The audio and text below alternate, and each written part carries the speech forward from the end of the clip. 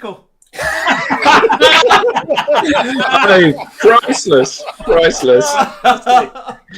This is it's the way you tell them, isn't it? It's the way you tell them. Brilliant. Welcome, everybody. I heard that one told Eric it was a surfboard. It was a surfboard, yeah, absolutely. My goodness me. I think Welcome. Willie's William. There we go. Hey, Will. William. Hello, everybody. Sorry to be a bit late. Hi, Will. You're excused. Just missed the joke. Well, yeah, I got it, but at least I heard it. Yeah. Yeah, you heard I've the missed punchline. your wonderful, gorgeous, beautiful faces. It's lovely to be here. And we're a big crowd today. So welcome to the digital download. Happy Friday, everyone. My name is Alex Abbott. I'm the founder of Sapiro, partner of DLA Ignite, and today is my first time as the guest editor. So thank you. Yay! Yay! You're doing brilliantly. Here we go. I'll give you one of these. Alex. Yes, very effective. Love it. So this week, I'm looking forward to the topic. We'll be discussing books that have inspired us. Before we get started, let's do a quick round of intros, starting with you, Tim. Hi, yeah, I'm Tim Hughes. I'm the CEO and co-founder of DLA Ignite. Yeah, that's me. I'm busily now doing all the afternoon gangs and stuff. But Alex, Well, there's only been 3. You can't be that busy. yeah, got them. Give Nick the mic. He's the most popular. According to who, Giannis? According to who? According to Nick. According to Nick, yeah. Nick, how much do you have to pay for that? Yeah, exactly. I've slipped him £5 and a pepperami in the post. Nice. Who's next? Oh, well, we'll go round the room, shall we? Adam. Hi, I'm Adam. I'm co-founder of DLA Ignite, and I'm Kim's business partner. Nick. Or I am Nick. I am part of the Crux crew with Mr. Doyle, who's on that side. That side, yes, absolutely. Hi everyone, I'm Eric from Crux. We are DLA's partners up in Scotland, sometimes referred to as McDLA Ignite. So it's nice to see Nuala coming in there. Hi from sunny Scotland. Hello, Nuala. Big up the Scots. Awesome. I'm Linwood Ross, founder and CEO of Accelerate. We are a DLA Ignite partner in the US. Nick, do you want to discuss this one?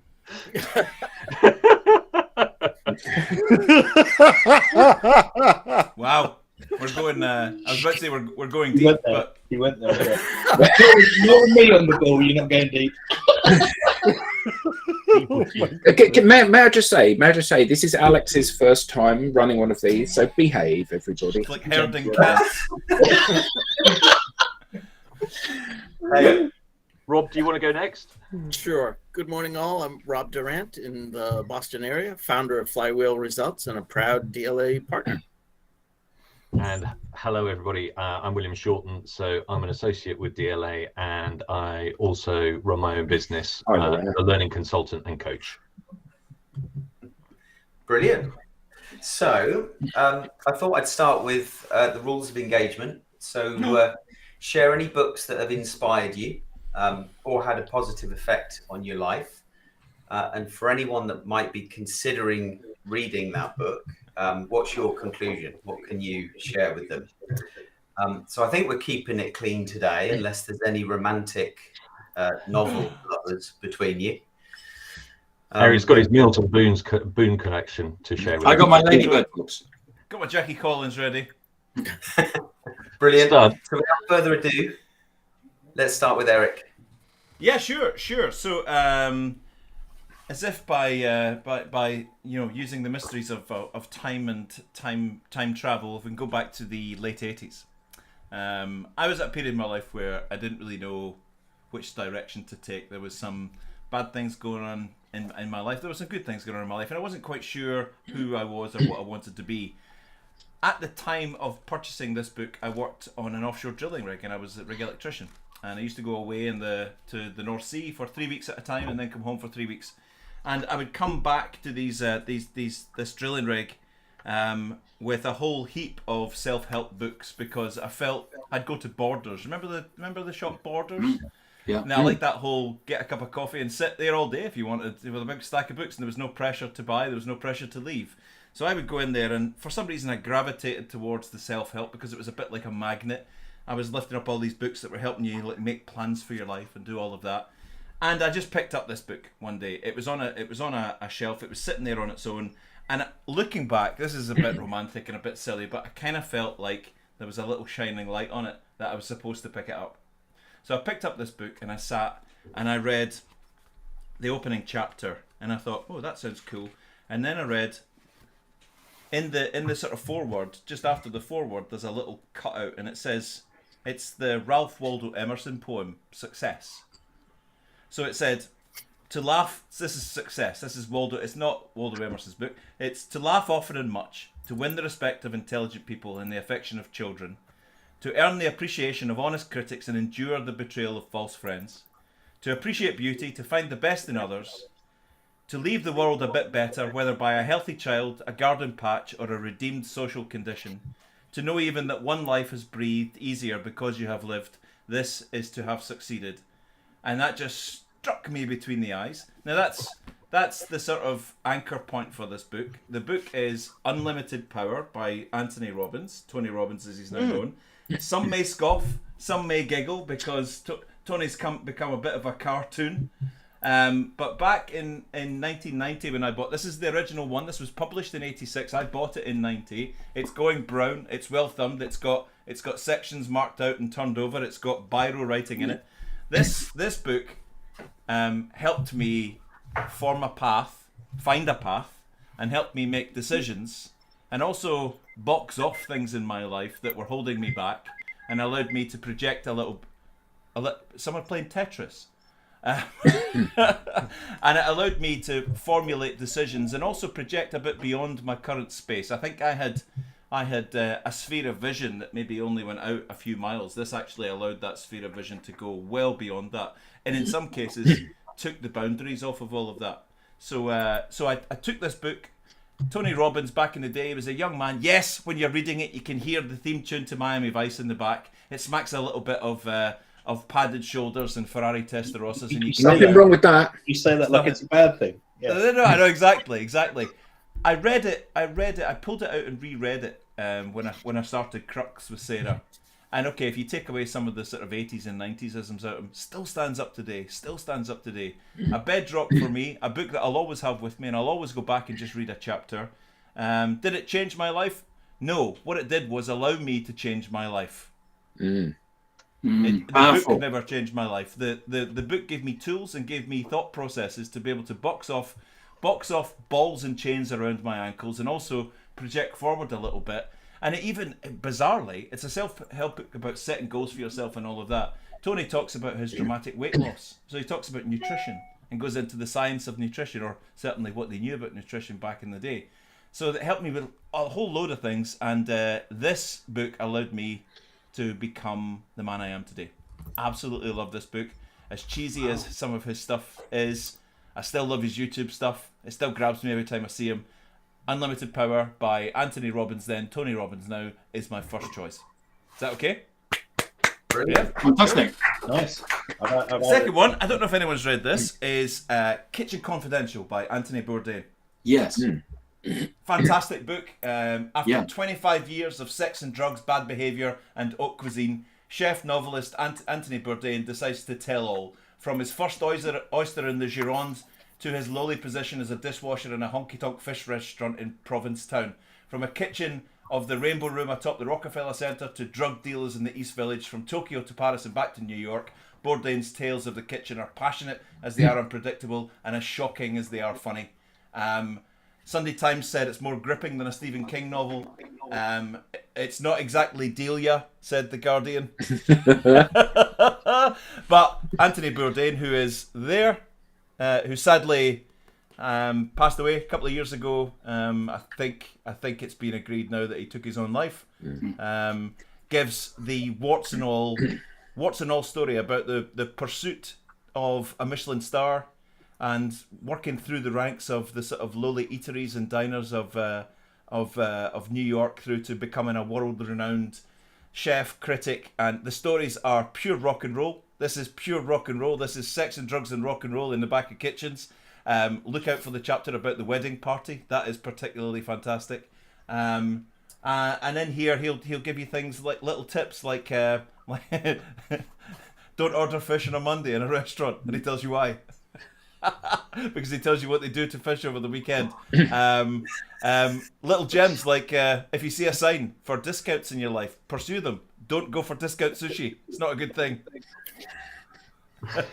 So Kitchen Confidential is my second choice. A rip-roaring read. Sarah's reading it now. This particular version comes with handwritten notes and afterthoughts, which is a good buy if you're going to buy it. Written by Anthony himself, so you'll come across little bits where he's scribbled on. Just bear with me a little second, where he's written little things like that. Now that he's reread it, he's scribbled on. So yeah, a great read. Has anyone read that one? Yeah. Did you like it? Oh yeah, it's brilliant. I then went and read all of them. It was the story about whenever they started a particular the set in terms of doing the meals, where they basically covered the surface with brandy and then played the beginning to Apocalypse Now and then set it alight. And he said, unsurprisingly, that restaurant went down the pan. Went up in flames. There's a line in there. He said, whether he's in Vietnam, Edinburgh, Istanbul, wherever, one of the things that he does when he goes into a restaurant is really quickly goes to wash his hands in the men's room. And his guide is, if they can't be bothered to clean the public toilet in the restaurant and make it immaculate, imagine what the kitchen's like. Yeah. So excuse me for a second, and he goes to wash his hands in the lavatory. If it's not sparkling, beautiful, then that's the bit you're going to see. What are the bits like that you can't see? Get up and leave, and just don't eat there. That's really great advice. Yeah, totally. Who's doing the notification tango at the moment? I can hear someone's. Yeah, someone's got lots of tabs open with LinkedIn running, and they're getting a message, and it's flicking across all the tabs. Yep, that's exactly. It might be me. It might be me. I apologise. It's all those purchase orders coming in. That's what it is. Yeah, I can think of a few places I don't want to eat anymore now. Yeah, totally. So that's it, and thank you, Yanis. I reciprocate in that perspective. You two are a very attractive chap. Cool. Thank you, Eric.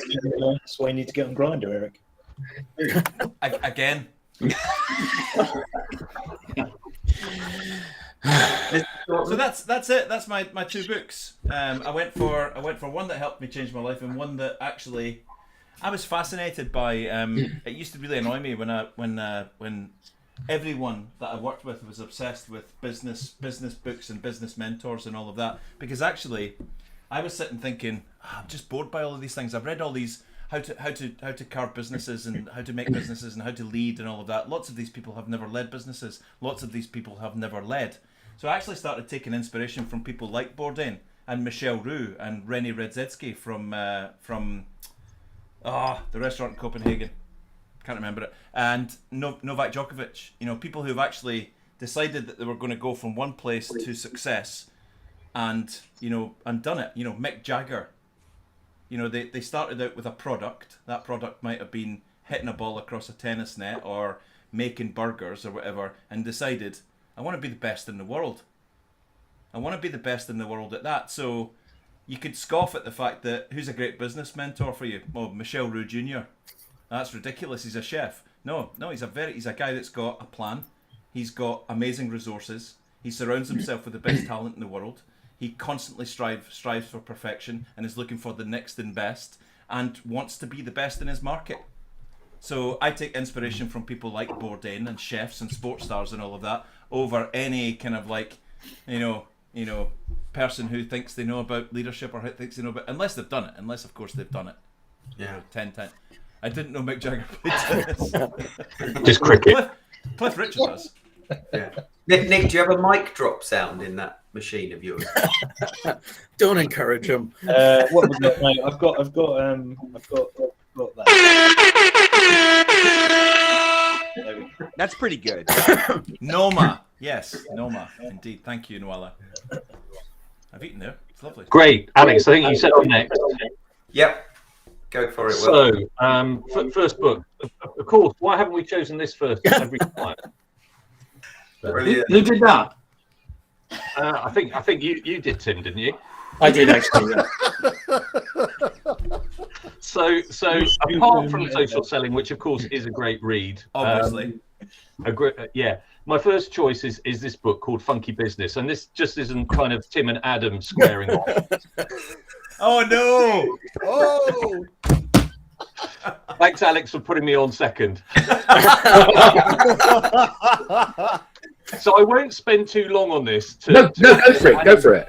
Adam's still got something to say because I mean it's the impact that it has on every individual. So Funky Business for me, I was doing my MBA, and this was one of the books they gave us to read, and it was great because to take your point, Eric, these two guys are I think they're from Sweden. They're two business profs, but they were completely different from the usual kind of strategy leadership books that you get when you're reading an MBA.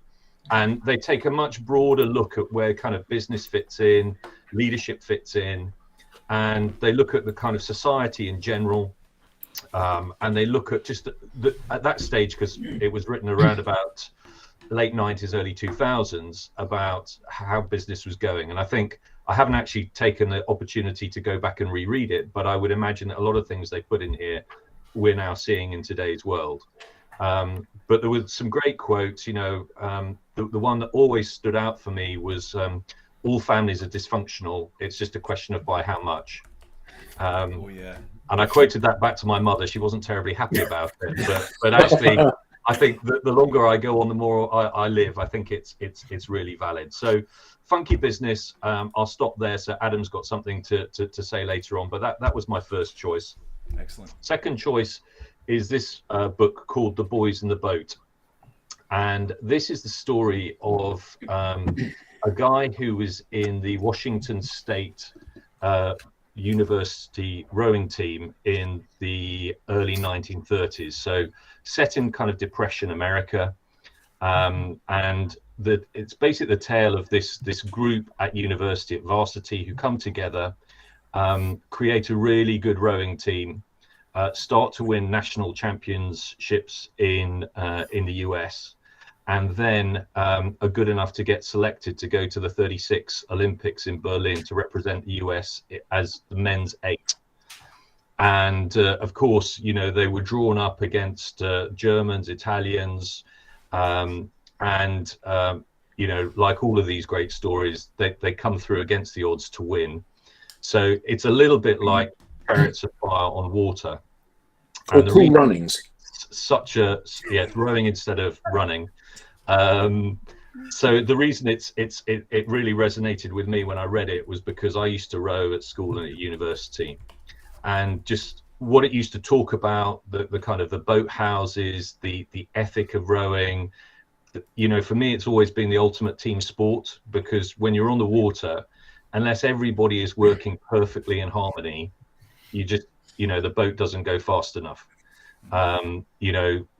You don't really see it when you're watching it from the side, but one of the hardest things in a boat, because you've got a kind of keel which is like that, it's literally just about as wide as the individual, and trying to get that boat to balance so that when everybody puts their oars in and pulls, they're on the same level and therefore can exert the maximum most efficient pressure. It's an incredibly difficult thing to do. So that really kind of resonated, because it took me back to when I was in my teens and early 20s, and it kind of it just gave me the sense of being back out on the water. And then the third book I've chosen is this one, which is called The Power of Habit by Charles Duhigg. And I've increasingly kind of looked at kind of habit forming. There's a number of books out there, but this was the first one I came across. And it came at a time when I had gone on a very good kind of well-being course in the organization that I was working for. And the course itself had talked about, you know, how you can develop well-being in a number of areas, be it in terms of your diet, in terms of your exercise, in terms of mindset, things like meditation, and also the importance of sleep. And this one really I found valuable because I was going through that journey myself, and this was a way to explain how your mind and brain works and how you can reinforce some of those changes that you're looking to put in place.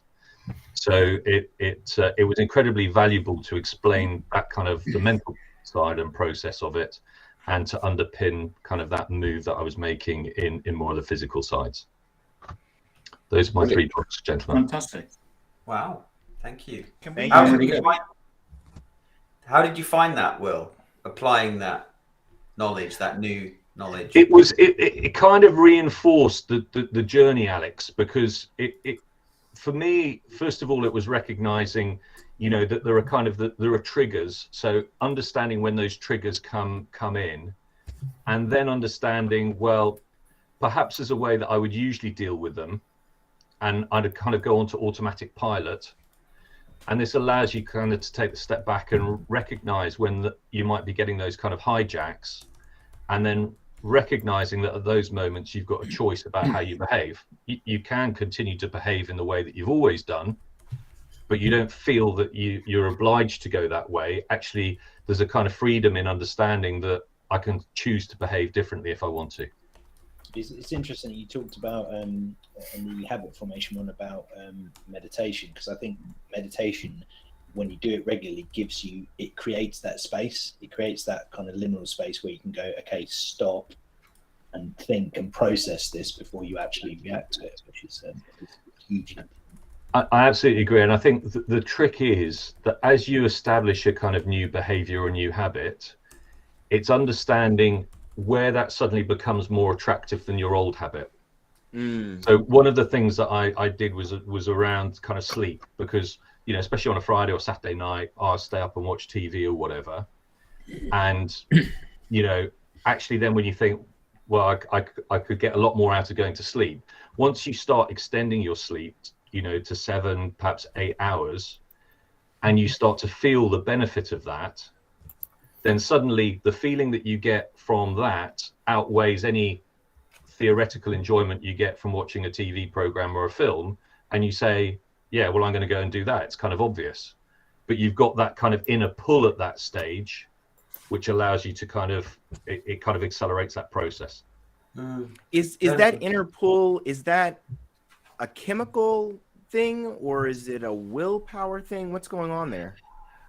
I probably need to think about it more, Lenwood, but it's just it just becomes kind of inherent, and it's that kind of trade-off where you think, well, actually, I know that makes me feel better, so why wouldn't I want to go and do that? Yeah, it's sort of like the difference between the immediate gratification of doing whatever that old habit was, right, and, you know, getting into the new habit, getting that new gratification from whatever that was, and having that gratification begin to outweigh the immediate gratification of the. Yeah, Robert just said it. Actually, I think that was a really valid point. Thanks, Robert. Well, you can't. Let's see it. You can't stop an old behavior. You have to replace it with. Oh yes. Really? Great, Robert. Thank you. Yeah. I'm not sure about that. Eric will take you up on that. I'm not sure about that, because I stopped biting my nails. I didn't replace it with biting my lip. You did replace it with biting Sarah's nails, though. So I didn't replace it with biting anything or doing anything different. I realized I had to stop biting my nails, so I just stopped one day. I didn't replace it with anything. Good point. I mean, I think you get that with some people. It's a little bit like stopping smoking, isn't it? So, some people will say, I'm going to stop smoking, and for whatever reason they can do it. Other people, it's much harder than making that kind of decision. Was there something else, Eric, with the nail biting? The reason why I bring it up, I've bitten my nails my whole life, and I got fed up with the fact that my nails always looked like trash. I wanted nice nails, and my wife was giving me jip one day. She said, "We're going out tonight, and your nails look horrendous." Because I've bitten my nails since I was a kid, and I just stopped that day. Yeah, but I think it was probably that you were able to focus on like the how your nails looked, and it was something in that you were able to focus on that prevented you from going back to that old habit. The reason why I bring, but I never replaced it with another habit is the point. Yeah, I know, but there was something, an image in your mind, a future that you wanted, that you were able to grab onto and hold. Go ahead, William. I'm going to suggest that we have in 2 or 3 weeks' time another one of these which talks about habits. Yeah. It's your session, Will. You run the show without you guys sharing your books. So I don't want to be disrespectful, Lenwood, but let's park that and come back, because I think one of these on habits would be absolutely fascinating. It's a whole show. Yeah, brilliant. Yeah. Nice one. Yeah, good point. Good point, Will. So thank you, Will. Nick, are you ready? Do you want to go next? I have, yep. So I've got 3, so I'll try and whiz through these because I'm aware of time. So my first one, and I've listened to this on audiobook 3 times now, and I'm probably going to go back to it again because there's an awful lot of content in there. But it's Ego is the Enemy by Ryan Holiday. Ryan Holiday's really into his stoicism, and stoicism seems to be kind of making a bit of a comeback at the moment. It's really really sexy at the moment, which is it's a good thing. So he puts forth the argument that often our biggest problems are not caused by external factors such as other people or circumstances. They're problems that stem from our own attitude, our own selfishness and self-absorption with things. So in other words, introducing ego into a situation often prevents us from being rational, objective and clear-headed. And he kind of breaks down, the book kind of breaks down into sort of 3 sections. And he discusses the difference between ego and confidence, and that the solution to the problem of ego is actually humility, self-awareness, and going into what sort of touching on what Will was going into about sort of creating that space for self-awareness, purpose, realism. So he says that be a perpetual student, and this is something that's kind of a mantra of mine, because it keeps you modest. So I always say the day I stop learning is the day that I curl my toes up and die. I think it's important to be a perpetual student, and I always want to be in a constant state of growth, and I always want to be learning. He says, don't hog tasks at work, be a team player, and reflect honestly on your performance when you get surprising results. So this allows you to learn fast and improve. He says that pride makes us deaf to warnings and blind to things that we can improve on. And he uses a really great example where he mentions, there's loads of great examples through the book, but one of them is around Benjamin Franklin, who got caught up in his own pride at one point. He said that while Franklin was visiting his hometown of Boston, one of the town's most respected figures, Cotton Mather, called out to him shouting, "Stoop, stoop." And Franklin seemed to think he was above this gesture and ignored him, which was foolish because he walked straight into a low-hanging door frame and not so, it's inspired me to check my ego regularly and try and stay humble and really keep a check on my kind of hubris, which is I think in the realms that we're in, sometimes there is an element of a little bit of an element of kind of narcissism and ego, and it's very difficult to check that sometimes in the room that we're in. But it's a fantastic book. I'd absolutely recommend it. And it's written a really good few books on the subject. And what's that book, Nicholas? It's Ego is the Enemy by Ryan Holiday. I'll stick it in the comments a little bit. Okay, thank you. Oh, there we go. That's the one. That is the one. As if by magic. Did you enjoy it, Will? I did, yeah. No, I read it at the end of last year, and exactly as you said, made me think and reflect a lot about how I operate, and especially in as a coach, it's not about you, it's about the people that you're working with. Yep, absolutely. Yeah, it's definitely helped me from a coaching standpoint as well. My second one is by Jordan Peterson, 12 Rules for Life. You either love him or hate him, I think, Peterson. But I was about to say Jordan Peterson. Yeah. Wow. He's done an awful lot for men's mental health, and I'm a big fan of this particular book. So it's obviously 12 rules for life. It's a self-help book, but again, I can kind of break this down into 3 sections. So one of the things he says is sweep in front of your own door before pointing out the street is dirty. So before you judge the world, take responsibility for your own life. So there's a lot of religious connotation around that, probably. Number 2 is treat yourself like a child that you're responsible for, and this is a big one for me. So care for yourself like you would a loved one.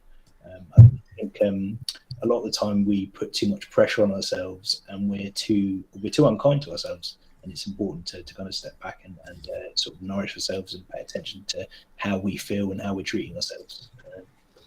And aim to do what is meaningful and not convenient. Again, this is one that's really kind of stuck with me, and that's seeking meaning through sacrifice, not happiness through pleasure. And that's kind of going back to what Will was talking about earlier.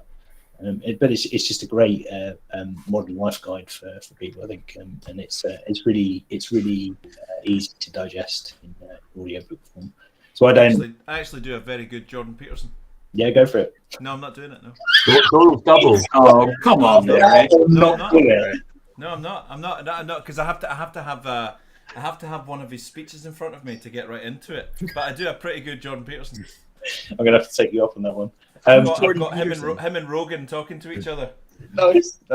I'm gonna balance those two very sensible books with probably one of my favourite books of all time that I can read and reread, and every single time I read it, I'm in fits of laughter, and that is Fear and Loathing in Las Vegas by Hunter S. Thompson. It's just absolutely manic. Yeah, absolutely. Just a great book, and who was it that shot Hunter S. Thompson into the sky with a cannon after he died? It was Johnny Depp. It was Johnny Depp. Yeah, absolutely. Yeah. Cost $1 million to do that, but he paid for it himself. I think my favourite line in the book is there's a woman over there making love to a polar bear, and then he says, "Dear God, please don't tell me these things." Please don't what? Please don't tell me these things. Yeah. Quite a trippy book. Yes, quite a trippy book indeed. Extremely trippy book. It's one of those books that people have always said that it would never be filmed. It could never be filmed. And they filmed it. Yep, but they've done I've done a few iterations of it, and I think it was Terry Gilliam's version is pretty insane and fairly close to the book. But yeah, is that the one with Depp in it? It's Depp, yeah. Depp and what's his name? Another guy. Yeah, the other guy. He was in Usual Suspects. He plays his lawyer in it, but the book is just insane. It's brilliant, well worth read. And those my 3 books. Fantastic, cool. Splendid. So if people want to get a list of these books, what's the best way to do this? Should we pop them in the if we pop them in the comments, and then because I think Eric's done that already with his. Yeah, I chucked mine in there. If you want to chuck yours in. Yeah, I'll chuck mine in. I think yours are all you guys have got way more value to your books than I had. Oh, come on. Maybe it's just a good read. You've actually got proper books. So yeah, I'm looking forward to see the rest. Proper books. Brilliant. Thanks, Nick. So Rob, I think you're next. So narrowing it down was difficult. But I went to my go-to for people that I tend to deal with. That is sales and go-to-market leaders. The first one I wanted to recommend is Drive. Drive by Dan Pink. And the subtitle I think is... if you put it in front of your shirt, Yeah. Okay, we'll try No, that. I think it might. Yeah, I think it might work. Yeah. There we go. Yeah. The subtitle there is The Surprising Truth About What Motivates Us. And that's what actually drove me to pick it up. I was very curious about, always continue to be curious about motivation and reflecting for myself things regarding motivation. What I found in this book was very different from what I thought I was going to find. What I found in this book was a way for me to bridge the gap between the sales leaders that I deal with and my background, mindset, prejudices, if you will. I am what I refer to as a reluctant seller. And I have found a lot of people in sales have really fallen into sales by accident, but I didn't realize that at first. What I felt like I was encountering, especially as you talk to sales leaders, was a lot of people that are very strong and aggressive, strong personalities and aggressive personality types. The old used car salesman sales stereotype. Well, a lot of sales leaders that I was encountering still had that. And how do you motivate your salespeople? Well, you throw more money at them.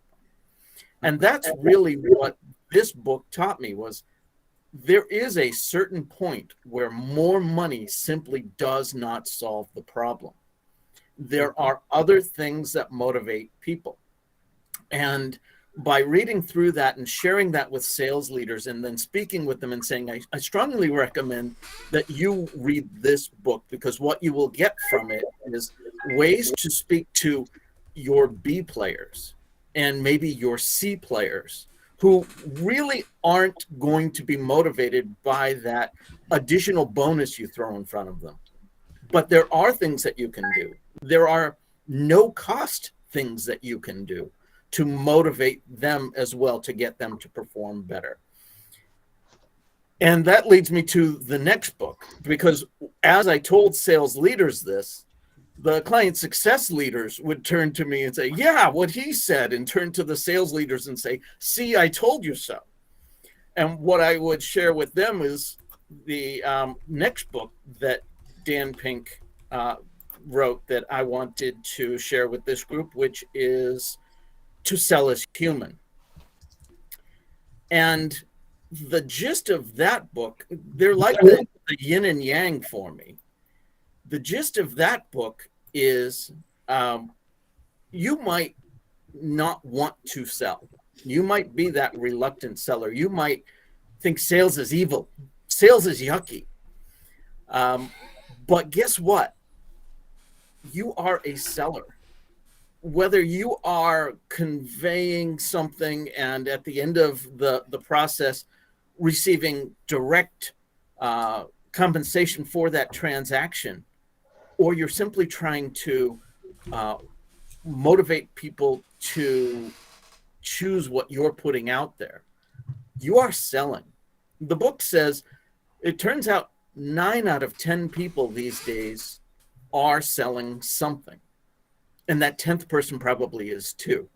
So that's when I go to my CS team and say, I want you to read this book, and I want you to understand that while you might not be ringing up the cash register at the end of a transaction, you are still trying to motivate people to agree to your terms in some way, shape, or form. Even if it's as simple as a job interview, well, you're selling something. Even if it's something in a client success situation where you're trying to turn around a bad situation, you are still trying to motivate them to see your point of view and come to agreement. So narrowing it down to 2, I went with the same author and a yin and yang, Drive and To Sell is Human. Awesome. That's Brilliant. awesome, Rob. To Sell is to Human, the Dan Pink book. Any business leader, anybody who isn't from a sales background, who knows they've got to sell, should read that book. Yeah, absolutely. And it's about moving you into a comfortable position to actually understand that we all sell. I totally agree with you.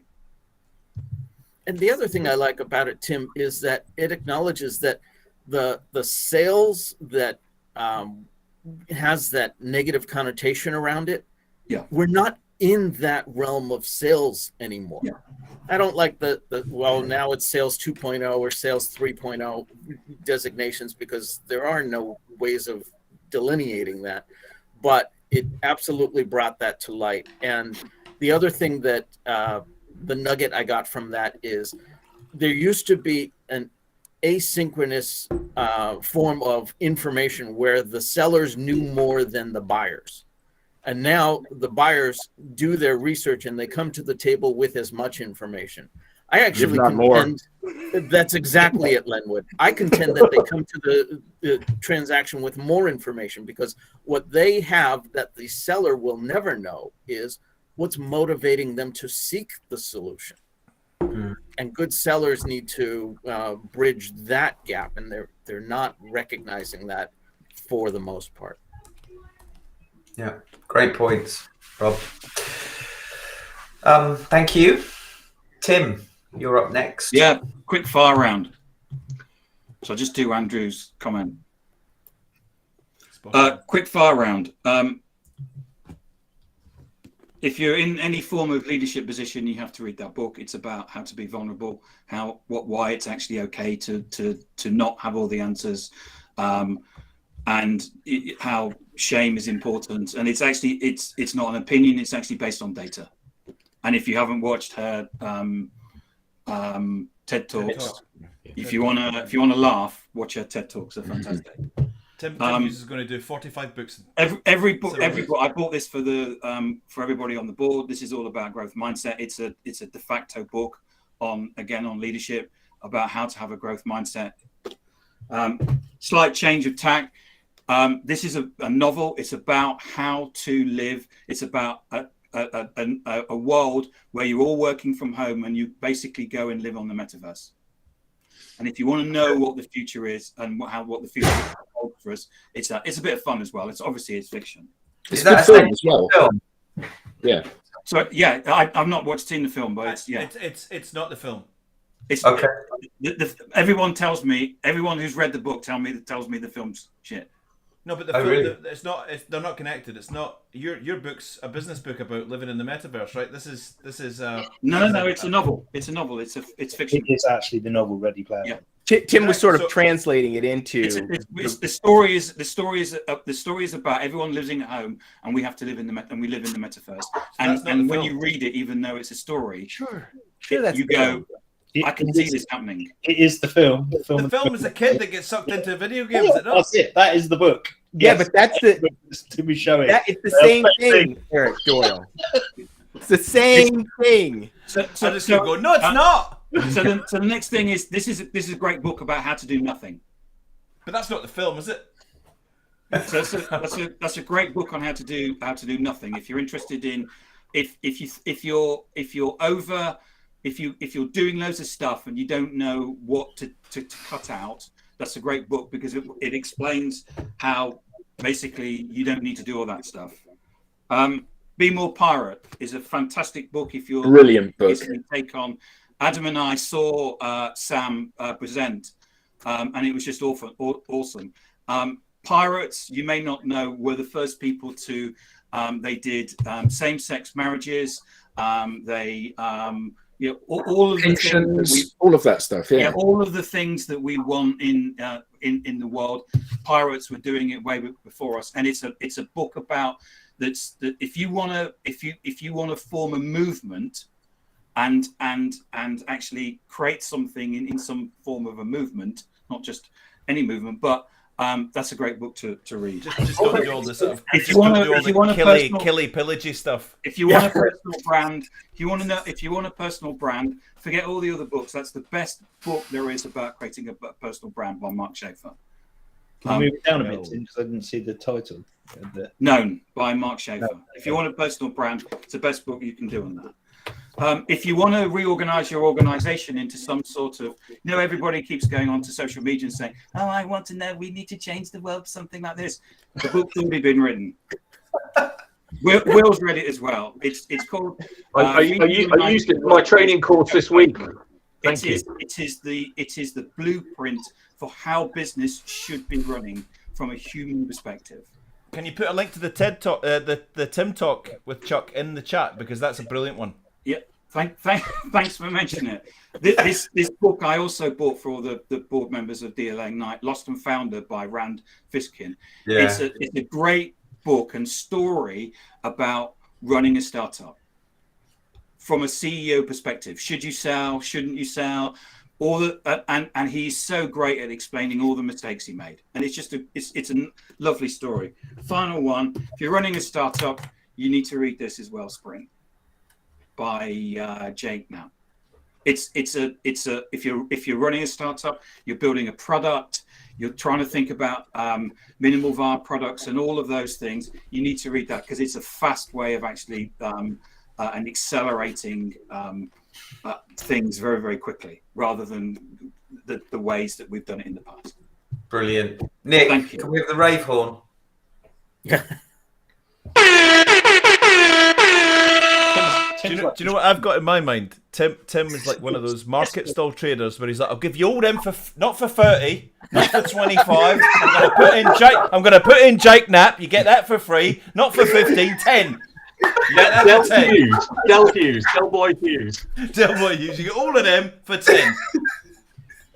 Brilliant. Oh dear. That was good. That was Lenwood, good. over to Am I you. next? Yeah. Like that, then. What's Oh, about okay. This is going to be rather dull compared to what has gone before, but that's all right. So this book, I've mentioned it before. It's called Leadership and Self-Deception. It's by the Arbinger Institute. I think that's how you say it. Arbinger, yeah. And I was going through a particularly challenging time in my life where I had actually gotten to senior, I think what would be considered senior level management in an organization, but was really struggling with my leadership and no one at my in my workplace suggested I get this book, but I actually found out about this book through my church. The book is about how we can not be self-aware and the impact that has on how we view ourselves and how we view other people. It talks about how we view ourselves, how we view other people from the perspective of being in the box and being out of the box. It's actually in the form of a novel. It gives an example of this, probably one that many of us have experienced, where we might be sitting on a train or sitting on an airplane and the seat next to us is available, and as people are coming in and looking for a place to seat, we maybe read our paper and kind of expand ourselves so that no one sits next to us. The idea here is that we're not seeing other people's desires and needs as equal to our own. We already have a seat, yet we don't want other people to sit down. So this book is, it talks about how we can get out of that box of seeing people as objects and really seeing others' needs and desires as being, legitimate, just as legitimate as ours. A really, really important book for me, really changed my life because I was a person. Typically when people are self-deceived, they are not aware that they are self-deceived. And that was my problem. I did not realize that I was viewing people in this way, that I was operating through life, really hurting other people, not knowing it. And nobody was really telling me either. So reading this book was the first light. Hey, you got a problem, brother, that you need to fix. And that was 15 years ago. So I would say that the people who kind of know me from a long time ago or in a certain period of my life, because actually when we have bad habits, they get worse as we age. So when I was really young, I had this habit, but it wasn't quite so bad. It didn't matter as much. But by the time I was in my 30s and I was working in an organization, this was something that had gotten very bad and was having implications for me and my team. So I think people who experienced me in that period of my life would have a very different view of me than people who are experiencing me now, where, you know, I've got 15 years of, you know, searching and getting myself together and trying to improve my leadership and communication and really being out of the box. So that's my book, Leadership. Nice. Fantastic. That wasn't dull at all. That was really interesting. Yeah. Oh, Fantastic. Thank you. thanks. Good. So, Adam, over to you, sir. Yeah. So it's funny, isn't it? Because as you get older, I've found that either because I'm more set in my ways or I have more experience and knowledge, I find it more difficult to find a pivotal book. So there are lots of books that I've read over the last few years that have been kind of quite interesting and valuable and have reinforced things. So as Tim said, you know, he's a great sharer of printed material with people. So I've read Getting Naked that Tim gave me, which is about being open and vulnerable when you talk to people. Mindset, The Challenger Sale, and then other things like Never Split the Difference by Chris Voss and Crush It by Gary Vee and Weekend Language by Andy Craig, and classics like Napoleon Hill, Think and Grow Rich. But all of the books that have had a really massive effect on my thinking came earlier on, like the one that you shared earlier, Funky Business, which is great. The Age of Spiritual Machines by Ray Kurzweil, which is about the challenge of understanding and accepting augmentation of the human body as technology improves, which is really interesting. And Unleashing the Killer App, which is not about apps, but is about transformational things within industries. But 3 books, I think, stand head and shoulders above everything else for me. So the first of them is What Would Google Do by Jeff Jarvis.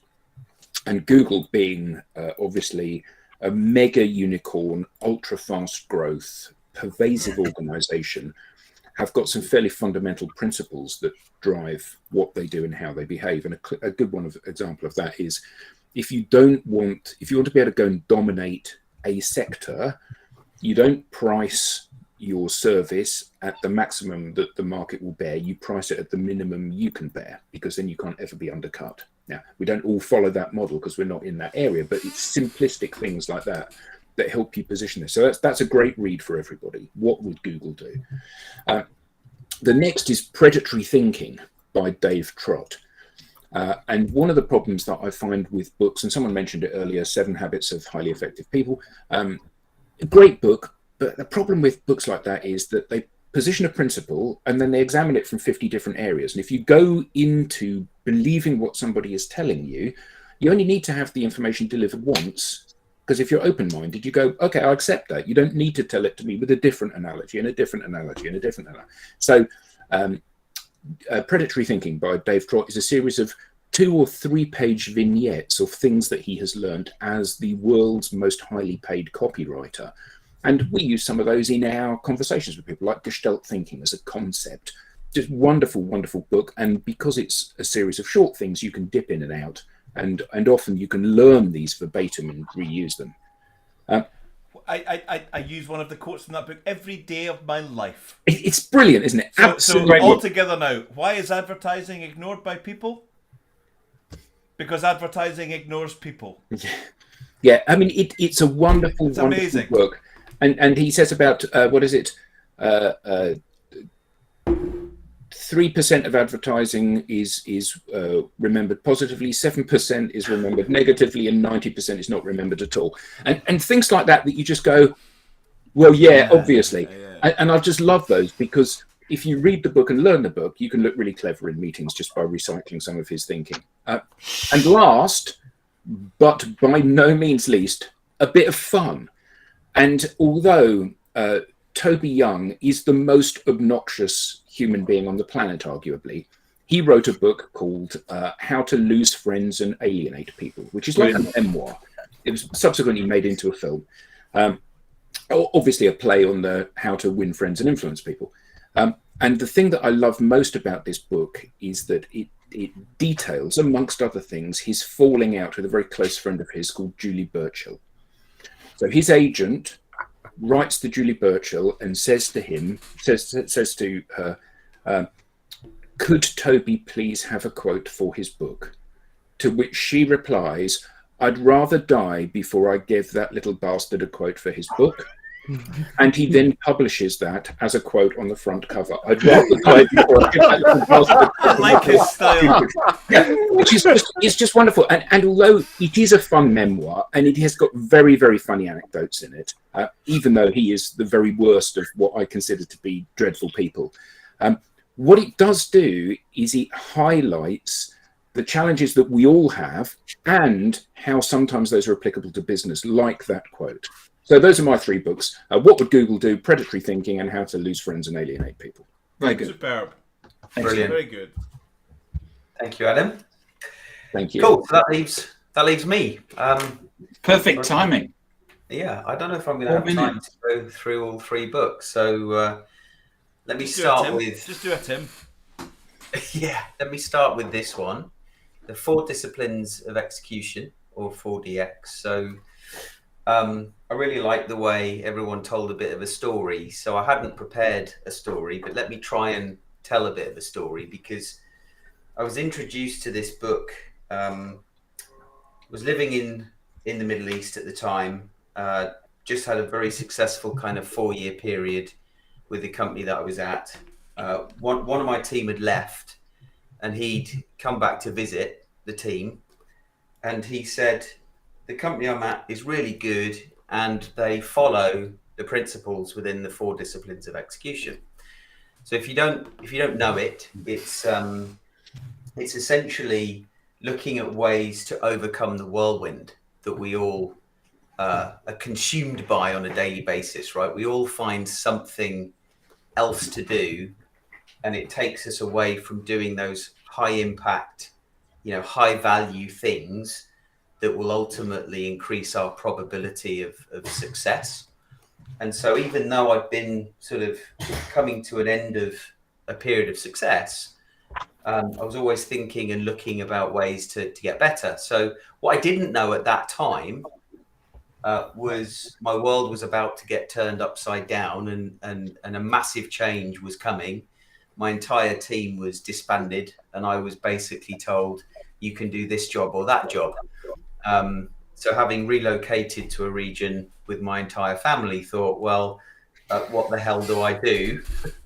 It's not a case of just going back home, but I chose one of the jobs, the best of 2 jobs that wouldn't have been at the top of my top 3, and I basically bought the audio book. It's about 20 hours of audio, and I self-taught myself how to essentially how to tackle the whirlwind and how to turn a team that I didn't choose to manage be incredibly successful. And so, there's some really cool things in here that helps. And where were you based? Dubai. Okay, right. I wasn't sure if it was Saudi Arabia. Yeah, no, travel to Saudi, but based in Dubai. But it helps you identify things like the focusing on the wildly important objectives, acting on lead measures. So what was really important about that is being inclusive with the team.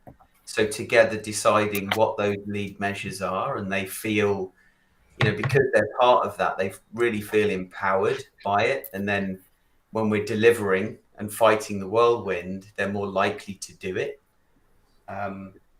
Keeping a compelling scoreboard. I mean, it sounds really simple, but having a scoreboard that we could review together as a team on a not just a weekly basis, but a daily basis, to know that, you know, every day that we focus on those lead measures and decide, you know, we make that conscious decision to, you know, to do that activity, we're more likely to increase the score. And when you see that visually, it gives you, you know, an injection of something, some chemical in the brain, to keep going. And then having that sort of cadence of accountability. So, you know, each week checking the scoreboard, making sure we're doing the right lead measures and pushing on. So anybody that Fantastic. is thinking or doing something that's... I've never seen that book before. No. I have a feeling you'll be reading it soon. I would. And we're out of time. Fantastic. Thank you so much. Can I just give Alex amazing plaudits for championing and bringing back the Mrs. Slocum glasses chain? You're really pulling that off, man. You're really, really rocking that. That is brilliant. I haven't seen them. It's genius. Even the hairbands on the side there, holding to them up. stop it from falling off. It's very good. And thanks for leaving it at that with a reference to Mrs. Slocum. Cool. Well, thank you. Great job, Alex. Yeah. Thank you, Alex. Thanks, Alex. Thanks, everybody. Fantastic. Great, Cheers. great show. Thanks, guys. Great Let's weekend. do it again. Thank you. Brilliant. Really good. Yeah. Have a great weekend.